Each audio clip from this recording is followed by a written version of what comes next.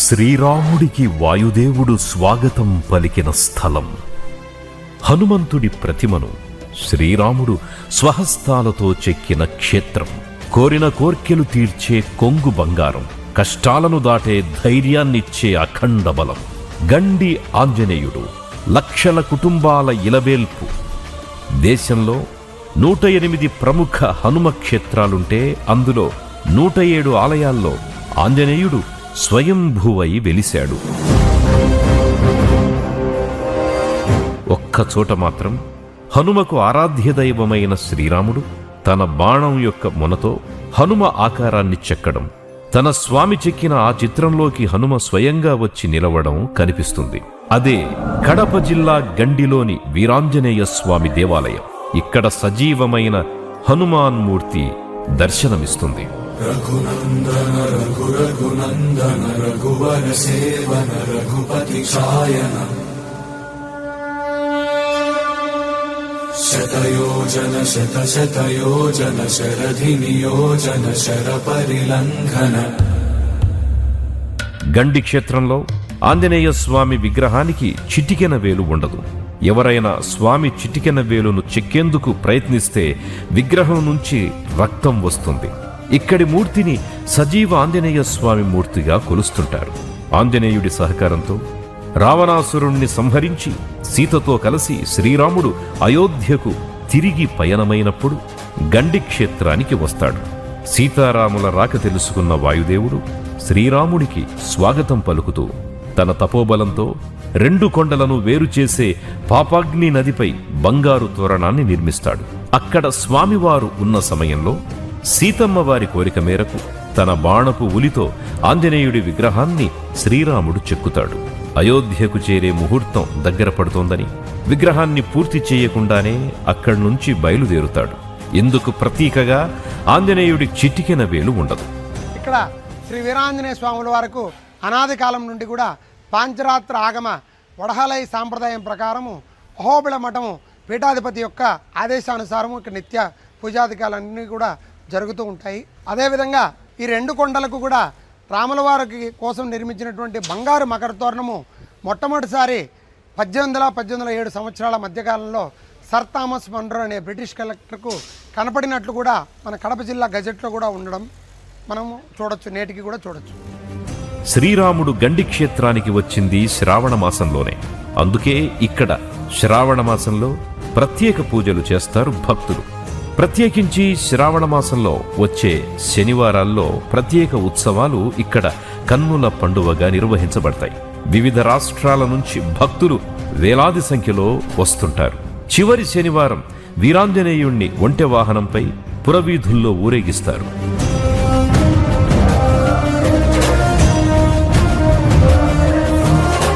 ఈసారి శ్రావణ మాసం కూడా వచ్చేసింది. అయితే స్వామివారి నిజరూప దర్శనానికి భక్తులకు అవకాశం లేకుండా పోయింది. ఆలయ పునర్నిర్మాణ పనులు పూర్తయినా పునఃప్రతిష్టకు నోచుకోవడం లేదు. ఆయన జగన్ సార్ లేనిది ఇక్కడ ఏ పని కదలడం లేదు. జగన్ సార్ ఉంటేనే మాకు ఆ పనులు కుదురుతున్నాయి. మూల విగ్రహాన్ని మాకు దర్శనం ఇప్పిస్తే చాలా మంచిగా ఉంటుంది. వచ్చే భక్తులకందరికి కూడా సౌకర్యాలంతా బాగుంటాయి. మేము దీని శ్రావణ మాసాల్లో వెంటనే లోపల జరిగితే మేమందరం భక్తులమందరం సంతోషిస్తాము. 2019 ఎన్నికల ముందు పాదయాత్ర సమయంలో గండి క్షేత్రంలో స్వామివారిని దర్శించుకున్న జగన్ అధికారంలోకి రాగానే ఆలయాన్ని అభివృద్ధి చేస్తానని మాటిచ్చారు. ఇచ్చిన మాట ప్రకారం 2019లో సీఎంగా బాధ్యతలు తీసుకున్న తరువాత 2020 డిసెంబర్ 24వ తేదీన ఆలయ పునర్నిర్మాణ పనులకు భూమి పూజ చేశారు జగన్మోహన్ రెడ్డి గారు. మాట తప్పని మడమ తిప్పని మనిషిని నిరూపించుకున్నారు. 2021 అక్టోబర్లో బాలాలయాన్ని నిర్మించి స్వామివారి దారువు విగ్రహాన్ని ప్రతిష్ఠించి పూజలు నిర్వహిస్తున్నారు. చరిత్ర గుర్తుంచుకునేలా జరగాలి, చరిత్ర మాట్లాడుకునేలా ఆలయ పునర్నిర్మాణం జరగాలి అన్నట్టు గండి క్షేత్రానికి అప్పటి సీఎం జగన్ భారీగా నిధులు కేటాయించారు. పనులు ప్రారంభమైన వెంటనే ప్రధాన ఆలయం నిర్మాణానికి 14.5 కోట్ల నిధులు మంజూరు చేసిన జగన్ ప్రభుత్వం 2 ఏళ్ల తర్వాత మరో 5.5 కోట్లిచ్చింది. ప్రధాన ఆలయ నిర్మాణానికి మొత్తం 20 కోట్లిచ్చారు. తూర్పు పడమర రాజగోపురాలతో పాటు ఫ్లోరింగ్, ప్రాకారం నిర్మాణానికి గాను మరో 6,05,00,000 ఇచ్చారు. అంతకుముందు దక్షిణ రాజగోపురానికి 1.95 కోట్లు ఇవ్వడం జరిగింది. మొత్తంగా ఆలయ నిర్మాణానికి 28 కోట్లు కేటాయించింది అప్పటి జగన్ సర్కార్.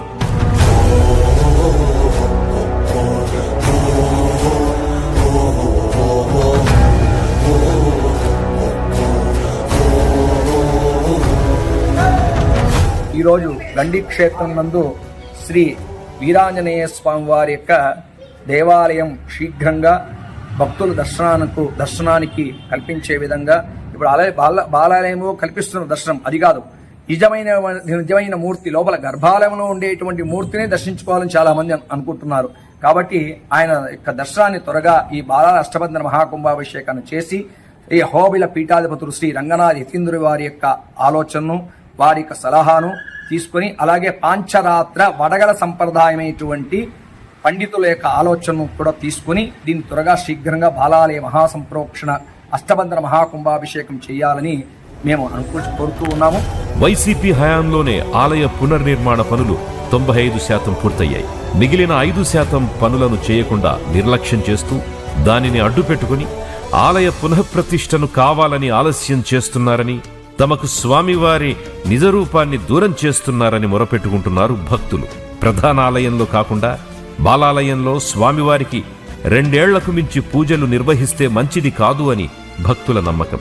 ప్రధాన ఆలయ నిర్మాణపు పనులు పూర్తయినా పునఃప్రతిష్టకు మాత్రం నోచుకోవడం లేదు. దీంతో స్వామివారి నిజరూప దర్శనం లభించకపోవడంపై భక్తులు నిరాశ వ్యక్తం చేస్తున్నారు. ప్రజలందరి కోరిక ఏమంటే మాకు మూల విరాట్ విగ్రహం చూపించాలని అనేది ఉంది. స్వామిని చూపించడం లేదు, అందరూ మేము చూడాలని వస్తున్నాము, ఇంతవరకు మేము చూడలేదు. దయచేసి స్వామిని దర్శనం చేయించుకోనివ్వండి. వైఎస్ జగన్మోహన్ రెడ్డి ఇంత అభివృద్ధి చేసినా కూడా మాజీ సీఎం గారు దీన్ని ఓపెనింగ్ చేసేదానికి చాలా అడ్డంకులు జరుగుతున్నాయి. కానీ శత్రుతలు అన్ని అడ్డపెట్టుకొని దీన్ని ముందుకు కొనసాగించలేదని దండం తీసుకుంటున్నాం. వీలైనంత ఒక భక్తునిగా మేము కోరుకునేది ఏంటంటే, ఆయనకు ప్రతిగా పెట్టిన ప్రతిమకు పూజ చేసేదానికంటే అంత విశిష్టత గల ఈ క్షేత్రంలో ఆ స్వామినే దర్శించుకోవాలనుకుంటారు. కాబట్టి వీలైనంత త్వరగా గుడి నిర్మాణ పనులు ఏవైతున్నాయో అవి త్వరగా చేసి ఆయన దర్శనం కలిగి ఎంత త్వరగా చేసుకోవడానికి భక్తులకు సౌకర్యం కల్పిస్తే అంత మంచిదని కోరుకుంటున్నాం. స్వామివారిని బాలాలయంలోనే పూజించడం కొందరు భక్తులు అపశకునంగా కూడా భావిస్తున్నారు. వేంపల్లె, చక్రాయపేట మండలాల్లో 100 ఎకరాలు నీళ్లు లేక ఎండిపోతున్నాయని, కరువు వెంటాడుతోందని, స్వామివారికి కోపం వచ్చిందని, అందుకే ఇలా జరుగుతుంది అని అంటున్నారు. ఆలయ పునఃప్రతిష్ఠ కోసం అవసరమైతే నిరాహార దీక్షలకు సైతం సిద్ధమంటున్నారు ఇక్కడి నాయకులు. ఆలయ పునఃప్రతిష్ఠ జరిపించాలని కోరుతూ ఎక్కిన మెట్లు ఎక్కకుండా, దిగిన మెట్లు దిగకుండా అధికారులు, స్థానికాధికార పార్టీ నేతల చుట్టూ తిరుగుతున్నా ఫలితం లేదని ఆలయ చైర్మన్ వాపోతున్నారు. ఎక్కడ ప్రస్తుతమున్న పాలక మండలి సభ్యులకు మంచి పేరొస్తుందోనని కూటమి ప్రభుత్వం అలసత్వం వహిస్తుందని అంటున్నారు. ఈవో, కలెక్టర్, మంత్రి ఇలా దాదాపు 18 సార్లు వారి దృష్టికి తీసుకెళ్లినా కనీసం పట్టించుకున్న పాపాన పోవడం లేదని వాపోతున్నారు. పునఃప్రతిష్ఠ కోసం అవసరమైన నిర్మాణాలు, ఏర్పాట్లు అన్నీ సిద్ధంగా ఉన్నా కావాలని ఆలస్యం చేస్తున్నారని అంటున్నారు. అందరికీ నమస్కారం. నా పేరు కావలి కృష్ణతేజ, చైర్మన్ శ్రీ గండి వీరాంజనేయ స్వామి దేవస్థానం, వైఎస్ఆర్ కడప జిల్లా. గండి వీరాంజనేయ స్వామి దేవస్థానంలో ఆలయ పునఃప్రతిష్ఠ గురించి జనాలకు కన్ఫ్యూజన్ ఉంది. ఎప్పుడు పునఃప్రతిష్ఠ అవుతుంది అనేది చాలామంది అడుగుతున్న పాయింట్. పోయిన గవర్నమెంట్ వైఎస్ జగన్మోహన్ రెడ్డి గారి ముఖ్యమంత్రిగా ఉన్నప్పుడు సీజీఎఫ్ గ్రాంట్ కింద 28 కోట్ల నిధులు అనేటి మంజూరు చేయడం జరిగింది. వాటిలో 20 కోట్ల పనులు ప్రధాన ఆలయానికి ఇవ్వడం జరిగింది. ఆ ప్రధాన ఆలయానికి సంబంధించి పూర్తి పనులు కంప్లీట్ అవ్వడం జరిగింది. దానికి సంబంధించిన నిధులు మంజూరు అవ్వడం జరిగింది. ఈ దానిలను కరెక్ట్గా ఏ పీఠాధిపతిని అడిగినా, ఏ ఆగమ సలహాదారుని అడిగినా కూడా వాళ్ళు క్లియర్గా మెన్షన్ చేసేది ఏంటంటే, ఒక గుడి పునఃప్రతిష్ఠ చేసుకోవాలంటే దానికి కావాల్సిన ప్రధాన థింగ్స్ ఏంటంటే, ఒక ఆలయానికి గర్భాలయము, అంతరాలయము, మహామండపము, అదే మాదిరి గర్భాలయానికి పైన ఆలయ గోపుర శిఖరము. ఇవన్నీతో పాటు స్వామివారికి మనకి ఇక్కడ ద్వీపస్తంభం ఉంటుంది. సంబంధించిన స్వామివారి వాహనం, వంట వాహనం ఏర్పరచుకోవాలి, బలిపీఠం ఏర్పరచుకోవాలి. దీనిలో ఒక దీపస్తంభం ఏర్పాటు చేసుకోవడము, బలిపీఠం ఏర్పాటు చేసుకోవడం తప్పితే మిగతాటన్నీ కంప్లీట్ అయిపోయినాయి. కానీ పునఃప్రతిష్ఠ చేసుకునేదానికి ఇప్పటికీ అంటే ఒక 3 నెలల నుంచి ఇక్కడ సంబంధించిన ప్రతి ఒక్క రాజకీయ ప్రతినిధులు, దాని తర్వాత అధికారులు వచ్చి చూసి, ఒరే ఇవన్నీ రెడీగా ఉన్నాయి కదా, శ్రావణ మాసానికైనా ఓపెన్ చేయండి అని ప్రతి ఒక్కరు నెత్తి నోరు కొట్టుకున్నా ఇక్కడ దీని గురించి కనీసం పట్టించుకునే పాపాన్ని ఎవరు పోలేదు. మేము కలెక్టర్ గారికి విన్నవించడం జరిగింది. దాని తర్వాత ఆర్జేసీ గారికి, కమిషనర్కి అందరికీ చెప్పడం జరిగింది. ప్రజాప్రతినిధులు ముఖ్యమంత్రి గారికి, డిప్యూటీ మినిస్టర్, సీఎం గురించి చెప్పడం జరిగింది. సాక్షాత్తు కలెక్టర్ గారే వచ్చి ఇది చూసి మేము శ్రావణ మాసం లోపల చేస్తామని చెప్పడం జరిగింది. కానీ ఆ రివ్యూ మీటింగ్కి పోవాలి దాని అనేది ఎటువంటి స్పందన ఇక్కడి నుంచి అధికారులు చేసిన వాళ్ళు లేరు. పైపెచ్చు ఆర్జేసీ వారు, మా తిరుపతి ఆర్జేసీ వారు వచ్చి జూన్ లోపల ఇది ఆలయం పునఃప్రారంభం చేసుకునేదానికి ఆ మిగిలి ఉన్న పనులన్నీ అయిపు చేయమని చెప్పడం జరిగింది.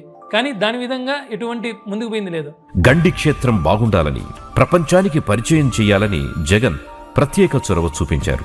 అలాంటి వ్యక్తిపై మతపరమైన ముద్ర వేసి ఆయన చేపట్టిన పనులకు సాకులు చూపిస్తూ ఆయన మీద కోపంతో తమకు దేవుణ్ణి దూరం చేస్తున్నారని మరికొందరు భక్తులు ఆగ్రహాన్ని వ్యక్తం చేస్తున్నారు. నిజానికి గండి క్షేత్రానికి జరిగిన మంచి ఏదైనా ఉంది అంటే అది వైఎస్ కుటుంబం హయాంలోనే. 2006లో గండి అభివృద్ధి కోసం అప్పటి ముఖ్యమంత్రి వైఎస్ రాజశేఖర్ రెడ్డి 4 కోట్ల రూపాయలు కేటాయిస్తే వాటితోనే అర్చక క్వార్టర్స్, ఈవో ఆఫీసు, వసతి గదులు, విఐపి కాటేజీలను నిర్మించారు. ఆ తరువాత 2019లో మళ్లీ జగన్ సీఎం అయ్యాకే 28 కోట్లు కేటాయించారు. అలాంటి కుటుంబంపై, వ్యక్తిపై మతముద్ర వేయడమంటే తమ నమ్మకాలను అవమానించడమే అన్నది భక్తుల వాదన. తన మతం మానవత్వం అంటూ జనాలను దేవుడిలా చూసే వ్యక్తి ఆ జనాలు కొలిచే దేవుడి విషయంలో తప్పు చేస్తాడా, తక్కువ చేస్తాడా అంటే ఎలా నమ్ముతామంటూ ప్రశ్నిస్తున్నారు.